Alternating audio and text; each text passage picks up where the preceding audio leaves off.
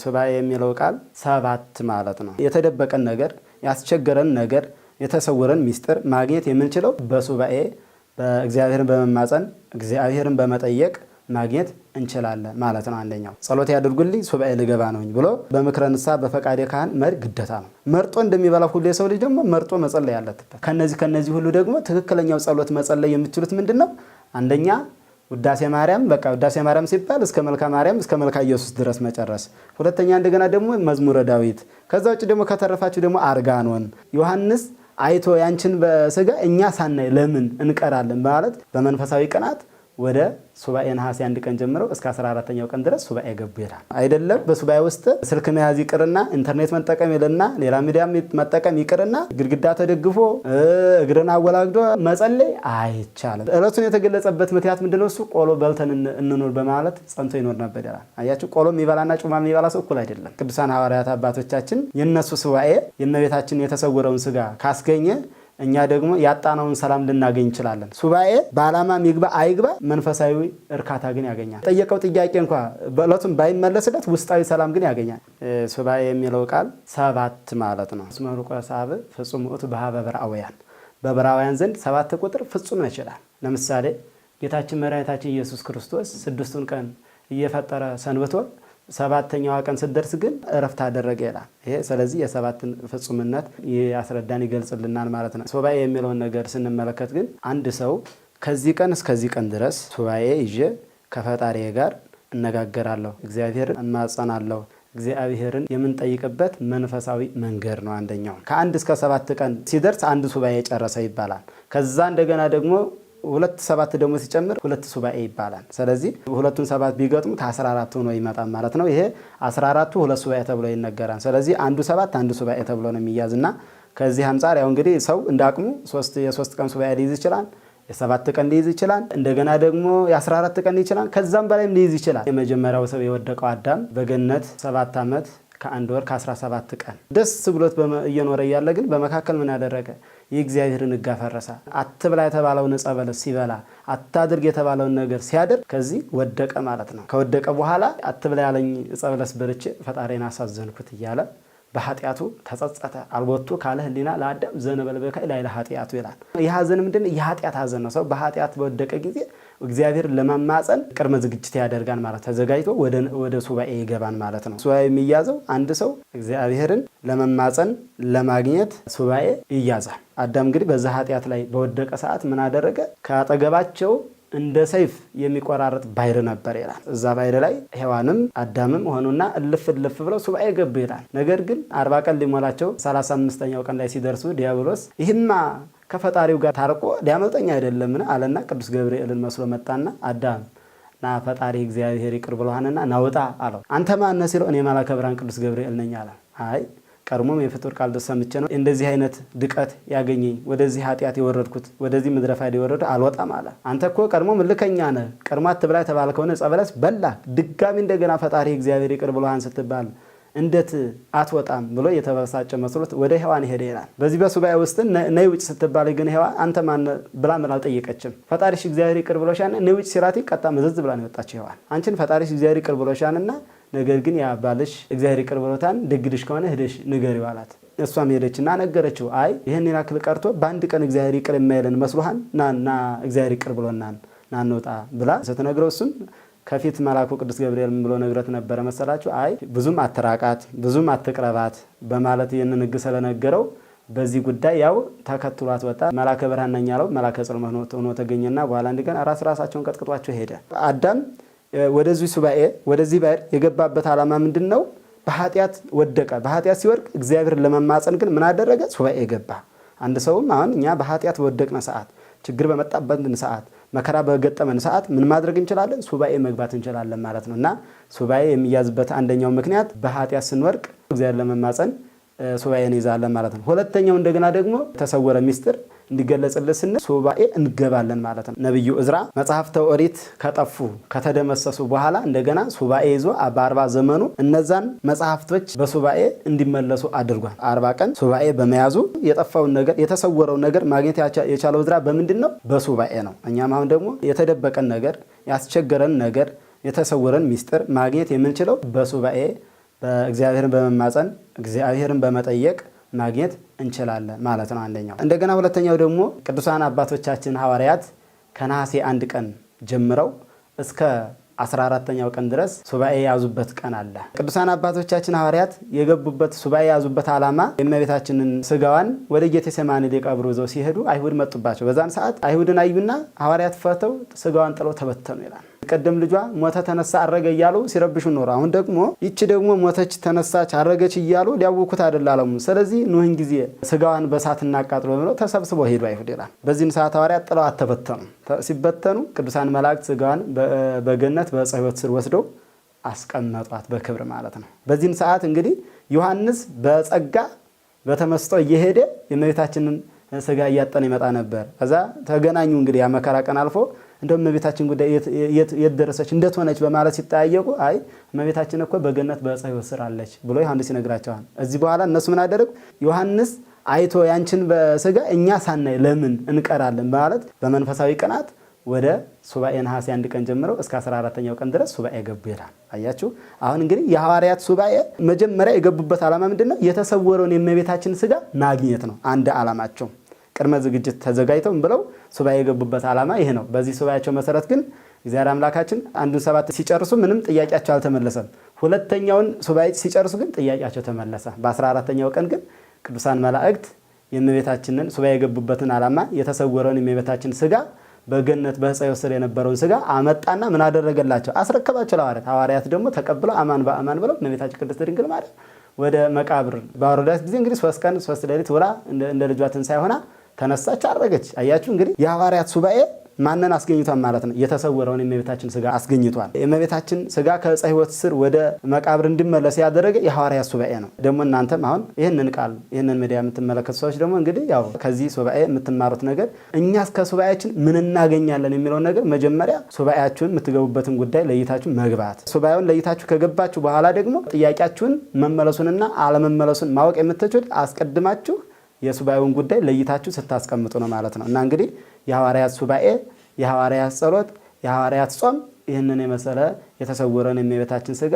ሚስጥርን፣ ትንሣኤዋን፣ እርገቷን፣ መቃብሯን ሁሉ ሊያዩ የቻሉት በሱባኤ ነው ማለት ነው። እና አሁን ይህንን ቃል ደግሞ እናንተም የምትመለከቱ በዓለሙ ያላችሁ ክርስቲያኖች የፈለጋችሁትን የልባችሁን መሻት የተሰወረውን የተደበቀውን ነገር ማግኘት የሚቻለው በምንድነው? በሱባኤ ነው። ሐዋርያት በሱባኤ ነው እንጂ በጉልበት በሀብታቸው በንብረታቸው የእመቤታችን ስጋ ሊያስመልሱ አልቻሉም። የምትፈልጉትን የተሰወረውን የተደበቀውን ነገር በሱባኤ ማግኘት እንችላለን ማለት ነው። ቅድመ ሱባኤ የሚባል አለ፣ ጊዜ ሱባኤ የሚባል አለ፣ ድህረ ሱባኤ የሚባል አለ።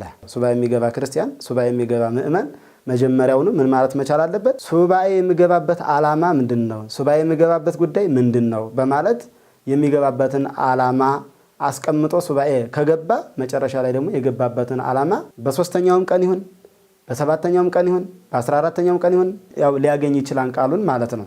ይህን ማግኘት የሚችለው ግን የገባበትን ሱባኤ አስቀድሞ ሲያስቀምጥ ነው። ሐዋርያት አሁን ለምሳሌ ራበን ጠማን ብለው አይደለም እንደ ሱባኤ የገቡት። ሐዋርያት የገቡት እመቤታችን ስጋ ዮሐንስ አይቶኛ ሳናይ በማለት አይደል የገቡት። ስለዚህ አሁንም አንድ ክርስቲያን ደግሞ ሱባኤ ከመግባቱ በፊት ለነፍስም ለስጋም የሚሆነው ቀድሞ ዝግጅት ማድረግ አለበት። እንግዲህ ያው ሱባኤ ውስጥ ተገብቶ ጮማ አይበላም፣ ሱባኤ ውስጥ ተገብቶ ብዙ አይበላም፣ በመጠን ነው አይደል እንዴ? እንግዲህ ስለዚህ የሚያስፈልጉት ለሱባኤ የሚሆኑ የራሳቸው የተዘጋጁ ነገሮች አሉ። እነሱ ምንድናቸው? ጥራጥሬዎች፣ እነዛን ጥሬዎችና ወይ በሶ ነገሮችን እነዚህን ይዞ በሱባኤ ይሄዳን ማለት ነው። አንድ ሰው ሱባኤ ከመግባቱ በፊት ዓላማውን ለይቶ ማወቅ፣ ያን ካወቀ መጨረሻ ላይ የጠየቀውን ሱባኤ የገባበትን ዓላማ ጥያቄው መመለሱን አለመመለሱን የዛ ጊዜ ያውቃን ማለት ነው። እንግዲህ ዝግጅቱ የጸሎት መጽሐፍትን ይዞ መግባት፣ እስከዚህ ድረስ ቀን ድረስ ደግሞ ቀኑን መወሰን ግዴታ ነው። ለምሳሌ እኔ አንድ ሰው 3 ቀን ነው ካለ የ3 ቀን 7 ቀን ነው ካለ የ7ቱን ቀን ሱባኤ ወስኖ መግባት ዝግጅት ከጨረሰ በኋላ ምን ያስፈልገዋል? ደግሞ ወደ መምህረ ንስሐ ያስፈልገዋል። ጸሎት ያድርጉልኝ ሱባኤ ልገባ ነው ብሎ በምክረ ንስሐ በፈቃደ ካህን መሄድ ግዴታ ነው። ምክንያቱም በሱባኤ ውስጥ እያለ ፈተና አለ። አዳምና ሔዋን ቀኑን 40 ቀን ብለው ነው አይደል የገቡት? 40 ቀን ብለው ገብተው በ35ኛው ቀን አይደል 5 ቀን ሲቀራቸው እንግዲህ 35ቱን ቀን ሱባኤ ኑረው 5 ቀን ሲቀራቸው ግን አስወጣቸው። አሁንም ቀድሞ ካልተዘጋጀንበት እኛም ሰይጣን ሊፈትነን ይችላል። ያንን ሱባኤውን ሳንጨርሰው ሳንተገብረው ጥያቄያችንንም ሳይመለስልን እንዲሁ ዝም ብለን ልንወጣ እንችላለን ማለት ነው። ይህ እንዳይሆን ግን ምን ማድረግ መቻል አለብን? ከመምህረ ንስሐና ከፈቃደ ካህን ጋር ተመካክሮ ንስሐ ገብቶ በደንብ ቀኖናውን ተቀብሎ ከዛ ወደ ሱባኤ ሲገባ በንጽህና በቅድስና ሆኖ ነው ያለው። ሐዋርያት እኮ በንጽህና በቅድስና ሆኖ ነው የገቡት። ማንኛውም ሰው እነ ዕዝራ እነ ሄኖክ ቅዱሳን አባቶቻችን እንግዲህ የአዳም ሱባኤ አለ፣ የነ ሄኖክ ሱባኤ አለ፣ የሐዋርያት ሱባኤ አለ። እነዚህ በንጽህና ሆኖ ነው። ስልክ ይዞ ኢንተርኔት እየተጠቀመ እዛ መካከል ሱባኤ እንደዚህ እንትን እላለሁ ማለት ይሄ አይቻልም። አሁን እንግዲህ ይሄ አሁን እዚህ ውስጥ የምናየው ጊዜ ሱባኤ ነው። ስትጸልይ እንኳን ግድግዳ መደገፍ አይቻልም። አይደለም ስልክ መያዝ ግድግዳ ተደግፎ መጸለይ አይቻልም። እንደገና ደግሞ መቋሚያ ይዞ መጸለይ አይቻልም። እንዲሁ እግርን ቀጥ አድርጎ ወደ ምስራቅ ዙሮ በሰፊሃ እድ በሰቂለ ህሊና ነው የሚለው። የምታነቡትን ለምሳሌ መስቀል የሚል ነገር ካለ መስቀሉ ጋር ደረችሁ ታማትባላችሁ ማለት ነው። የስግደት ቃል የሚናገር ካለ የስግደት ግዕዝ ያለበት ካለ ደግሞ እየሰገዳችሁ ትጸልያላችሁ ማለት ነው። አይደለም በሱባኤ ውስጥ ስልክ መያዝ ይቅርና ኢንተርኔት መጠቀም ይልና ሌላ ሚዲያ መጠቀም ይቅርና ግድግዳ ተደግፎ እግርን አወላግዶ መጸለይ አይቻልም። በሰይጣን ሰው የተፈተነ ሰው በስልኩ ነው የሚፈተነው። ምክንያቱም ስልካችን ላይ የማይታይ ነገር የለም፣ የማይመጣ ነገር የለም፣ ሁሉም ይመጣል። ያን ጊዜ ስልኩን አይቶ ድቀት ያገኘዋል ማለት ነው። ሱባኤውን ሳይፈጽመው በሱባኤው ሳይከብርበት በሱባኤው ጥቅም ሳያገኝበት እንዲሁ ከንቱ ድካም ሆኖ ይቀርበታል ማለት ነው። ስለዚህ ከስልክ ርቆ ከማህበራዊ ሚዲያ ርቆ ከኢንተርኔት ርቆ ነው ሱባኤ የሚያዘው። ቦታ መምረጥም ይጠይቃል። አሁን ለምሳሌ አንድ ሰው ከሚወጣበት ከሚገባበት ብዙ ጫጫታ ድምጽ ካለበት ቦታ ላይ አይደለም ሱባኤ መያዝ ያለበት። ጸጥታ ካለበት ቦታ ምንም አይነት ድምጽ ከሌለበት ቦታ ላይ ሆኖ ነው ሱባኤውን መያዝ የሚችል እንጂ ጊዜ ሱባኤ ላይ ግን ምን ማድረግ አለበት? የሚነበቡ መጻሕፍት አለ። እነዛ መጻሕፍት ይዞ ለምሳሌ እንደነ መዝሙረ ዳዊት፣ ወንጌል፣ ዮሐንስ መጽሐፍ ቅዱስን ይዞ ገብቶ አንድ ሰው ይህንን መጽሐፍ አንብቤ መጨረስ መቻል አለብኝ የሚለውን ነገር አምኖበት መግባት መቻል አለበት።